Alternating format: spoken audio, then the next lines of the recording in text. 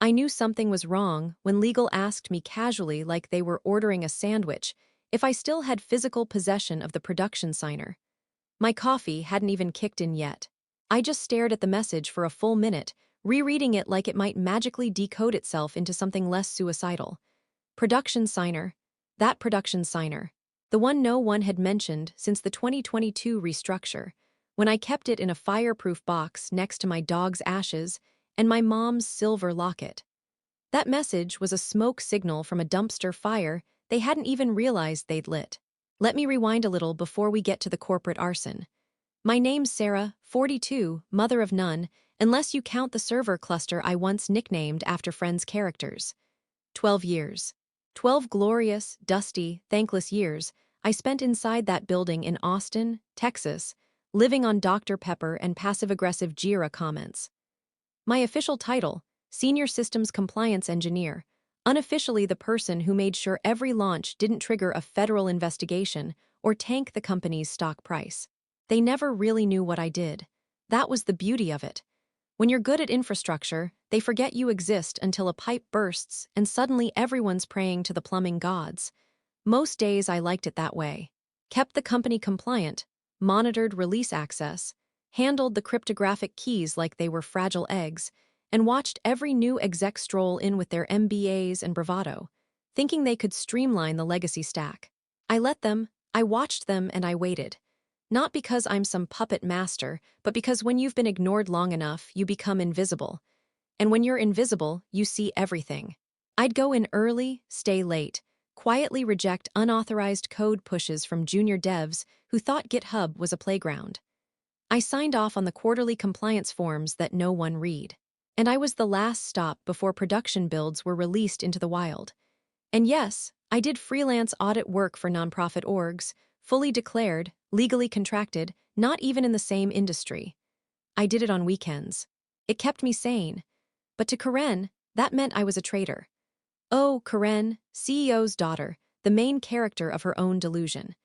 She arrived last summer like an HR hurricane wearing $1,200 heels and the expression of someone who's only ever been told she's special by people legally required to love her. Within a month, she'd been made VP of Operations. We need fresh eyes, the board said. What they meant was we're afraid of her dad. Suddenly, my 12 years of institutional knowledge meant less than her TikTok followers. Karen was on a mission to make the company lean, mean, and optimized for scale. Translation: fire Sarah, make reels with the interns. At first, I kept my head down. I watched her rename our team's Slack channels to things like Compliance Vibe Zone and Audit Wins. She replaced our incident reports with color-coded emoji summaries. I kid you not. One of them read, "Fire grimacing prohibited." That was a payment API outage that cost us $2.1 million in SLA violations. But hey, she added confetti gifs, so it was fine. Still, I didn't care. I'd survived 3 CTOs, a DDoS attack, and that one guy who thought Scrum meant yelling at people in stand-ups. Karen was just another storm to wait out until my name showed up in the all hands. And hey, while I've got you, if you're enjoying the slow descent into corporate chaos, do me a favor, hit that like button, maybe even subscribe. 92% of you won't, and that's fine, but it does help the team keep feeding this beast. Plus, every click makes an exec somewhere sweat, and I'm all for that. Anyway, back to the show. The all hands started like any other. Bad lighting, bad jokes, bad news. Karen led it, flanked by people who looked like they were waiting for a latte order. She called out my name. "Sarah Thompson," she said like she was about to hand me a participation trophy. "It's come to our attention you've been working 2 jobs. This violates our ethical synergy policy." I blinked. Ethical synergy? That wasn't a policy. That was a phrase someone made up in a spin class. I unmuted calmly. I wasn't angry yet. My contract explicitly allows external consulting. I began, but I didn't even get to finish. She muted me in front of 158 people, just cut me off mid-sentence, and said with all the smugness of a spoiled child who just broke your laptop and blamed the table, "We don't pay people who work 2 jobs." And that was the moment something in me snapped. Not loudly, not visibly, just a quiet tectonic shift in my spine. I didn't yell. I didn't cry. I didn't defend myself. I just reached into my drawer, wrapped my fingers around a tiny U-by-key token with a scratched metal edge, and smiled because they didn't know. They'd forgotten. Or maybe they never bothered to read the footnotes. But I remembered. I remembered the restructuring memo from 2022, the buried clause in the security update, the chain of custody logged in legal audit software. I remembered the CTO's face when I handed him the token 2 years ago and said, "If I get hit by a bus, it's in my safe." And I remembered when he quietly signed it back to me off the books during a transition panic no one wanted to talk about, the production signer, the cryptographic heart of the whole goddamn system. One key to rule them all, one token, mine. The day after the all-hands ambush, I showed up to work like normal. Same jeans, same worn-out hoodie that said Deploy Friday is my cardio. Nobody made eye contact. Slack was silent. Junior engineers who usually hovered by my desk with half-baked Kubernetes questions now acted like I'd been caught stealing office supplies in the parking lot. Word had spread fast and in typical office fashion, distorted in transit. By lunch, I'd supposedly been running a shadow compliance agency out of my garage, laundering crypto donations for Sierra Club, and possibly doing it all in yoga pants. I didn't speak. I didn't defend. I just watched the glass walls of the open office reflect Karen as she strutted past, holding an iced almond milk thing and pretending she hadn't just publicly executed me with a microphone click. Let me tell you how this really started. 4 weeks before that Zoom crucifixion, Karen began what she called streamlining legacy infrastructure. That was her polite way of saying she wanted to gut anything or anyone that didn't come with a startup vibe backstory and a Peloton. My name landed on her radar because of an HR optimization audit she outsourced to some consulting firm that sounded like a wellness brand or something equally pretentious. They ran keyword scans, flagged my 2018 work with a couple nonprofit orgs, spat out a PDF with red boxes and bold font. Dual employment risk, it said. Karen, not understanding the difference between a contractor and a pyramid scheme, latched onto it like a tick on a labradoodle. Truth is, I'd been doing after-hours compliance reviews for years, mostly for community organizations, food banks, small clinics that couldn't afford full-time auditors. My contract allowed it. Hell, HR signed off on it. Nuance doesn't fit in Karen's world. She saw it, branded it a betrayal, and decided it was her moment to show executive leadership. She didn't come to me directly. That would require eye contact and the faintest whiff of spine. No, she waited until the next all-hands. We were 25 minutes in. Sales was droning through a pipeline update, the kind where numbers blur and everyone's eyes glaze like a Krispy Kreme window. And then Karen hijacked the meeting. "Before we wrap, I have one compliance issue to surface." She chirped. Fake casual. "Sarah Thompson, can you unmute?" I did. Against every bone in my body telling me this was a trap, I clicked that unmute button and said yes. Karen smiled like a game show host about to say you've been served. "It's come to our attention," she said, "that you've been working another job. This violates our company's ethical synergy policy," again with that nonsense phrase. Ethical synergy sounds like something you'd hear from a cult bar instructor. I cleared my throat. "I've done nonprofit compliance consulting for years. It's approved. Clause 8.3 subsection B of my contract." And then she muted me. Mid-sentence, not a tech glitch, not a mistake. She muted me. I saw the little icon light up. My name grayed out like a ghost. And then she delivered the final blow as if rehearsed. "We don't pay people who work 2 jobs," she said. "We as battery acid, that's not who we are." The Zoom chat died. Cameras turned off. The air went dead. I sat there still muted, watching her bat her lashes like she just ended child hunger. That's when the shift happened. Not in my reputation, but in my resolve. Because in that moment, I realized something. This wasn't incompetence. This wasn't just daddy's little princess fumbling through power plays. This was strategic humiliation. Karen wanted blood on the floor. She wanted everyone to know who spilled it. She picked me because I was invisible. Because I never fought for airtime, never hogged credit. Because my work kept the house standing, but never had my name on the door. She thought I'd roll over, maybe cry, maybe resign. What she didn't know, what none of them knew was that I'd built my career in the shadows on purpose. You don't become the last line of digital defense without learning how to play long games in quiet rooms. Token sat in my drawer during the entire all hands. I remember glancing at it after she muted me, just resting there on a mouse pad I hadn't washed since the Trump administration. A small, nondescript piece of metal and plastic. Most people would think it was a cheap thumb drive, but that token had more power than Karen would ever understand. And the kicker, she never once asked who held it. Never checked the audit trail, never read the 2022 restructure memo when legal quietly reassigned signer credentials after a failed acquisition attempt. She thought power was a spotlight. I knew it was a shadow with keys.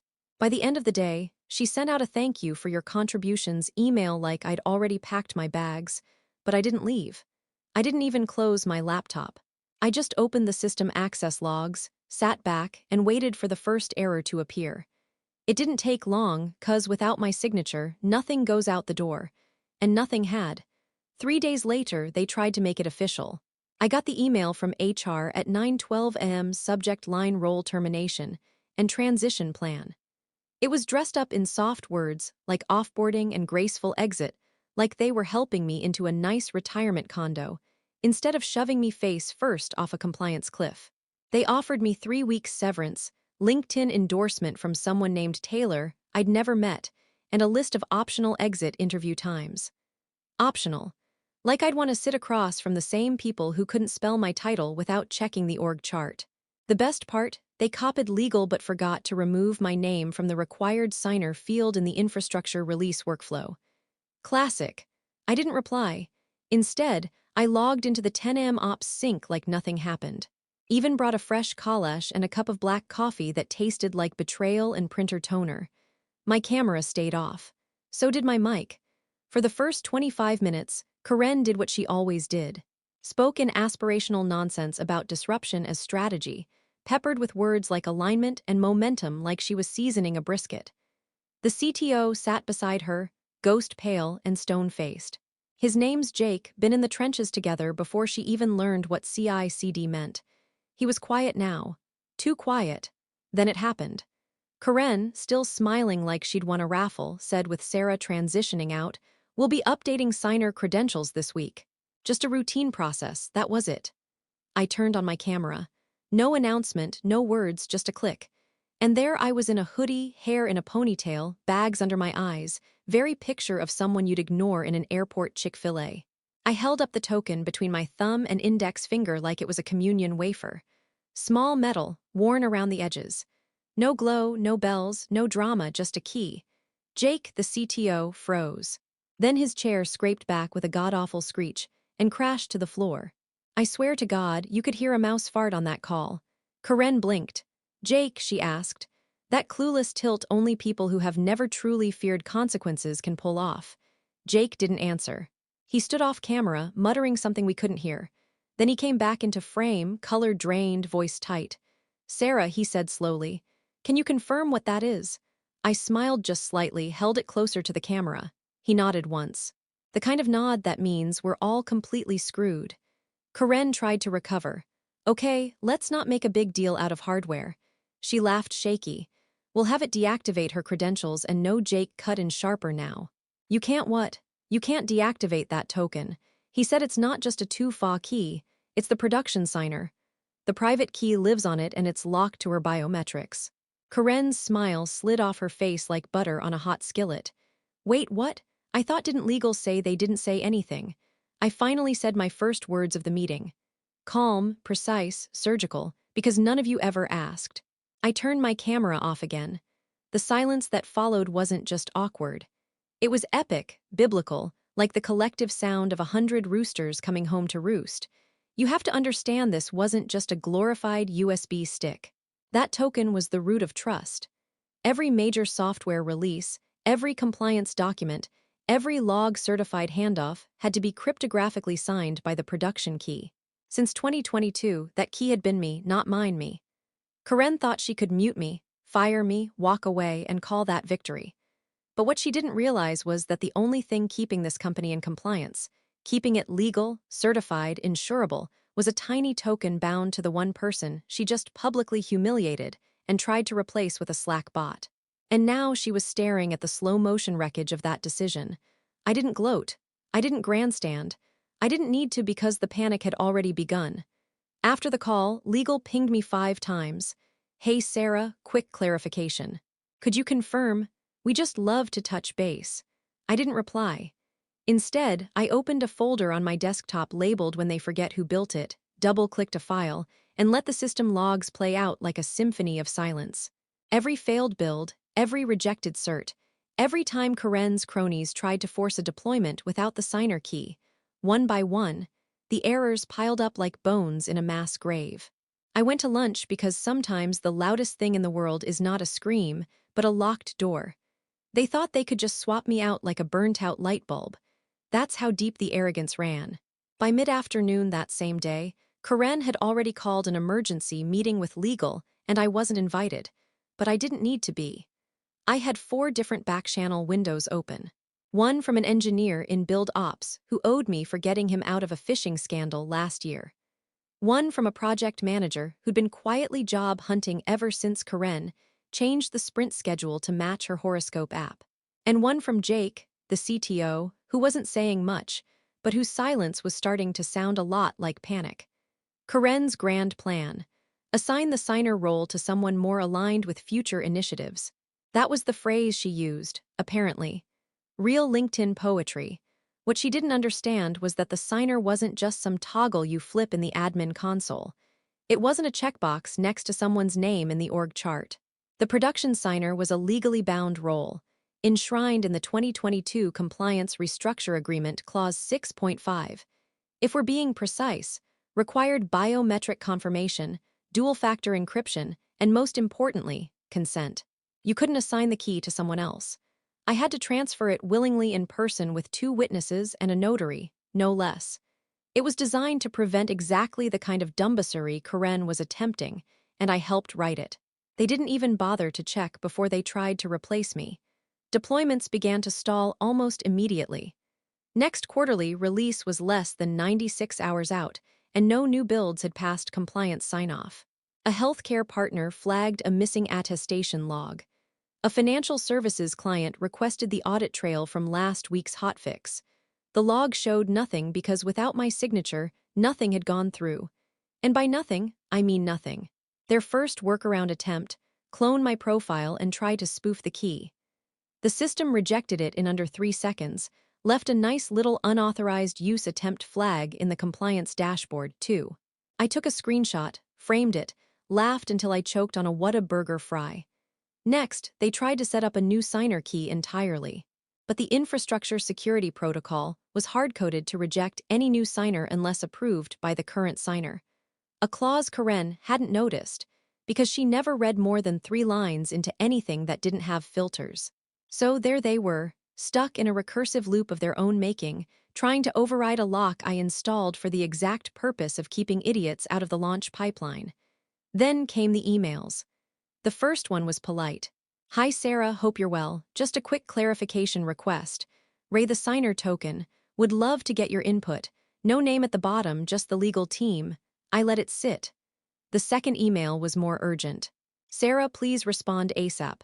This is impacting client timelines. Still unsigned, still ignored. The third email, that one made me smile. Subject line: contractual discrepancy, immediate action requested. It came directly from Karen's executive assistant, a poor soul named Ethan, who once asked me what a VPN was and whether it runs on Wi-Fi. Hi, Sarah. It read, there seems to be some ambiguity regarding your current role and responsibilities as signer direction. Like to initiate transfer of duties to our interim compliance officer. Please return the token at your earliest convenience. I read it twice, then closed the tab. No reply, no acknowledgement. I went back to my Sudoku app and let the quiet burn slow.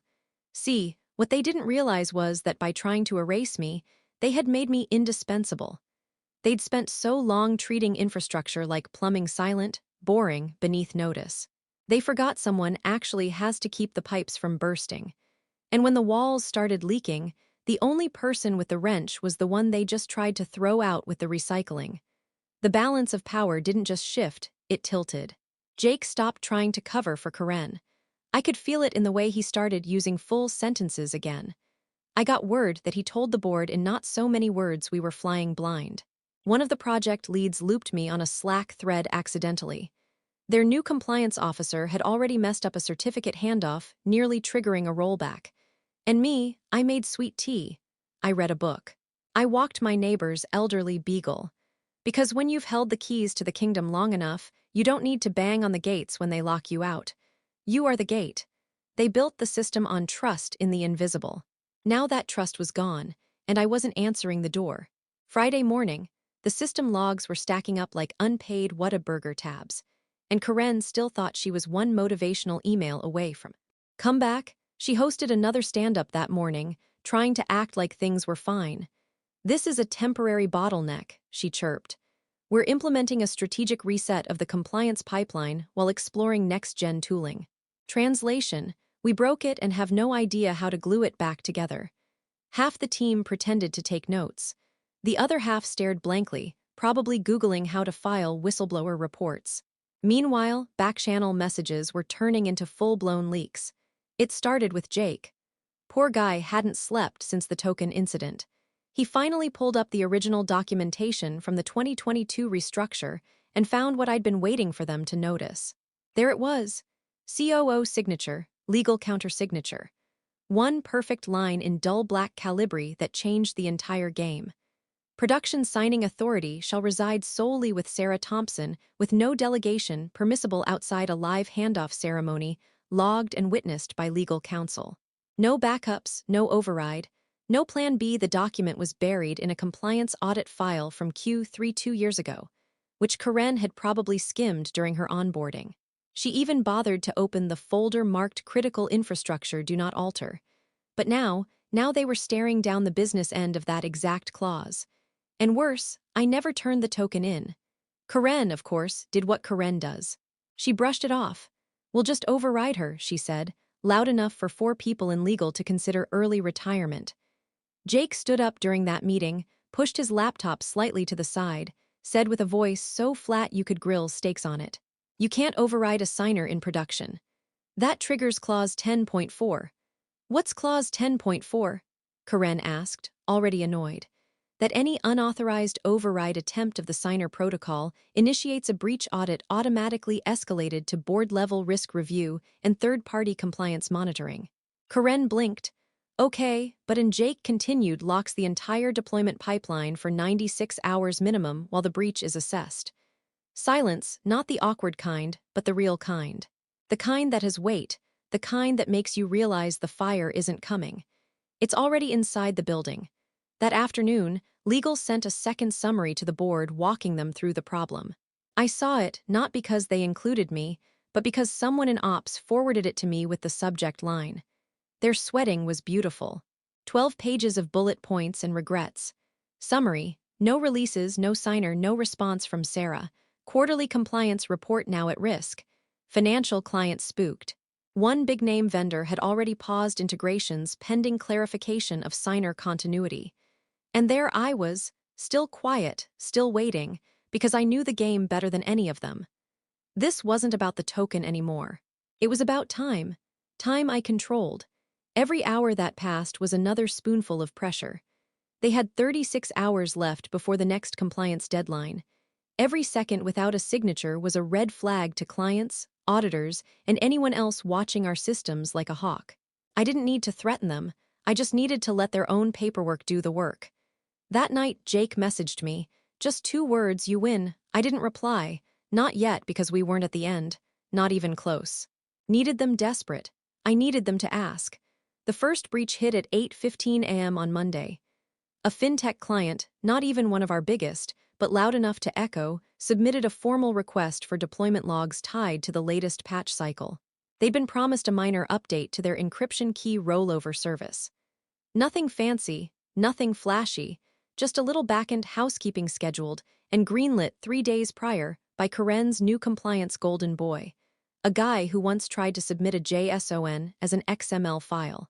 The problem, there were no logs, no release signatures, no attestation records, no build hashes, nothing in the vault because nothing ever launched because someone forgot that in our system the rocket only leaves the launchpad if I press the button. Client flagged it as a potential service gap. SLA requires all client-facing patches be signed with audit trail confirmation. No exceptions. Legal scrambled. At 9:32 a.m., they received an audit request from the client's legal team. By 10:05 a.m., internal compliance systems auto-flagged the absence of a signer log as an unresolved breach. And by 10:14 a.m., yes, sweet 10:14, that's when clause 10.5 kicked in. Let me read it to you like it's gospel, because it might as well be. If any breach remains unresolved beyond the 72-hour notification threshold, breach propagation protocol initiates, transferring legal and financial liability for noncompliance to the executive board until remediated by the designated signer. Translation, tick-freaking talk. Without a resolution in 72 hours, the hot potato lands in the board's lap. And guess what? I wasn't answering their emails. I'd set my out of office the night before. Custom message. Cold. Surgical subject rate urgent signer access request if you're reaching out regarding production signer access. Refer to the original authorization form. Page 5, best of luck. It wasn't a refusal. It wasn't hostile. It was a redirect to a document buried deep enough to make them sweat, but public enough to make it their fault if they didn't read it. I watched the panic unfold like a live feed. Someone in facilities saw Karen crying in her office. Jake stopped answering her calls. Slack channels lit up with things like, "Does anyone know if the key is hardware-bound?" And "What happens if breach propagation isn't resolved in time?" with 4 question marks like it would help. The board scheduled a call for 3 p.m. that day. The subject line was simple. Clause 10.5 emergency review wasn't invited, but I knew exactly what they were saying. Karen had tried to reassign the token. She had tried to bluff authority. And now she triggered the one clause designed to make executive arrogance hurt. One director flagged the potential exposure at $4.8 million in service credits if the propagation continued past deadline. Another quietly asked legal if Karen's decision-making authority extended to signer revocation. The answer was no, never did.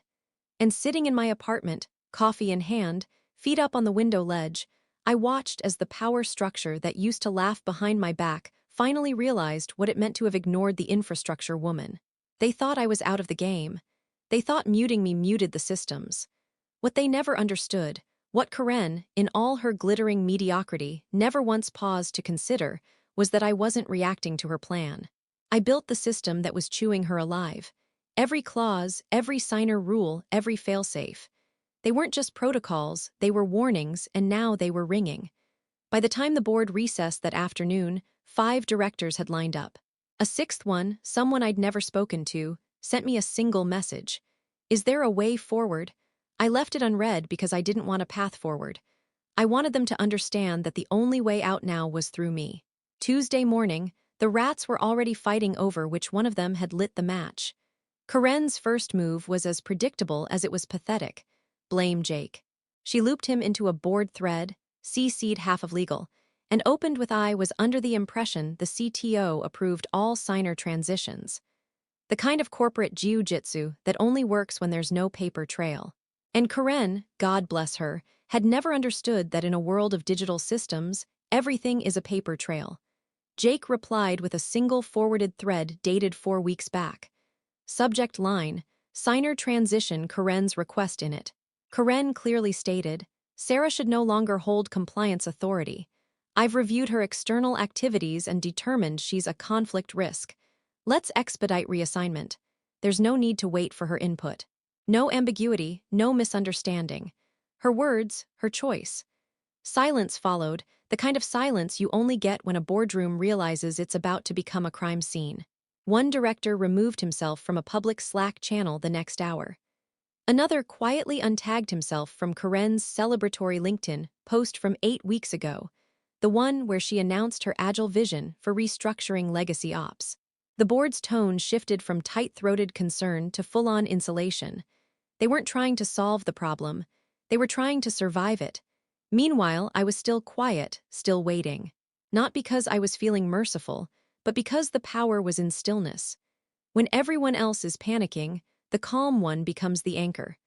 I let Karen drown in her own wake while I sipped iced coffee and updated the kill log with every failed deployment. The CTO, Jake, finally messaged me at 12:17 p.m. just one line. This is going to get uglier. Just so you know, I replied. I do. An hour later, I got the first private message from a board member. Not from their company address. No, that would be too traceable, but from a Gmail I hadn't seen in 6 years. Subject, private request. Sarah, I'm not here to defend Karen. You've been treated unfairly, and that's obvious now to everyone. We need to stop the bleed. Is there a way to make this right? I didn't respond immediately. I read it 3 times. It wasn't an apology. It wasn't an olive branch. It was a white flag with conditions. But more importantly, it wasn't a message sent to legal or HR or Karen. It was sent to me direct, unfiltered, personal. The shift was complete. Karen, once the heir apparent was now radioactive, no one wanted to stand near her. Her last public message in Slack, "Let's stay solutions-focused team," went unreacted to. No emojis, no thumbs up, just a digital tumbleweed rolling by while engineers quietly DM'd each other asking how soon they could apply elsewhere. I heard through the grapevine that Karen tried one last Hail Mary. She went to legal and asked if the signer clause could be renegotiated under extenuating circumstances. The lawyer reportedly laughed, not kindly, not loudly, just laughed like someone had asked if they could time travel through red tape. And while she was flailing, the system kept reminding them who was still holding the lock. Every failed deployment triggered a new email alert. Every audit checkpoint bounced.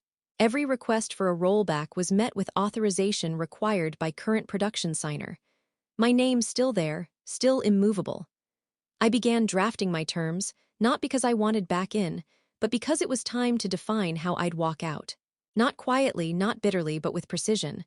Let them crawl first and we talk. Wednesday morning, 9:11 a.m. sharp. My phone lit up with a calendar invite. Zoom call. Urgent compliance resolution. Participants, legal counsel, board member J. Harlan, board member T. Nguyen, time 10 o'clock m. No agenda attached. They didn't even bother to hide the desperation anymore. I accepted. I didn't rush to look professional. No makeup, no blazer, just my old pullover hoodie and the quiet smirk of someone who's already measured the exits. My coffee mug said world's okayest engineer. I meant it ironically. They didn't. At 9:58, I clicked join. The room was already lit. 2 board members I'd only seen in earnings calls, one with perfect hair, one with tired eyes. Legal was there too. Lisa, I think her name was, wore a look like she'd been aging in dog years since Monday. No one spoke for the first 6 seconds. Then Harlan leaned in fake earnest. Sarah, first of all, thank you for joining on such short notice. We deeply value your contributions and save it. I said, tone flat. You didn't call to thank me. Lisa cleared her throat. We're here to resolve a few outstanding issues before tomorrow's deadline, before Clause 10.5 detonates like a compliance nuke. And their D and O insurer starts asking very awkward questions about how exactly they let a signer get publicly muted without a transition plan. I took a slow sip of coffee and let them squirm. Then I nodded. I'll unlock the system. Collective exhale like a hostage negotiator just heard the word surrender. But I continued, we're doing this my way. Lisa blinked. Of course, then reason. Let's define reason, I said. First, I want trailing equity. 4 years vested Class A shares. Nothing fancy, just recognition for the infrastructure I held together while your niece played as a leader. Harlan frowned. That might require board review. I smiled. You have an hour. No one responded. Second, I went on. I want public documentation. My authority as production signer reinstated and posted internally, not buried in OneDrive, not hidden behind legalese. I want every VP and their pet intern to know who held the line. Nguyen shifted uncomfortably. We could issue a clarification memo, not a memo. I leaned in close to the camera now, an acknowledgement with signatures, and archived in every compliance handoff doc going forward. Lisa was typing. Good. Third, I said Karen is removed from the compliance chain permanently. I don't care what other vanity title you give her. Director of Office Coffee Hydration for all I care, but she never touches systems, workflows, or approvals again. Harlan looked like he was chewing his own teeth. Lastly, I added, voice dropping, there will be no NDA. Nguyen straightened. That's highly unusual. I'm not here to write a tell-all, I interrupted. But I won't let you bury this. You made me invisible for 12 years, then tried to erase me.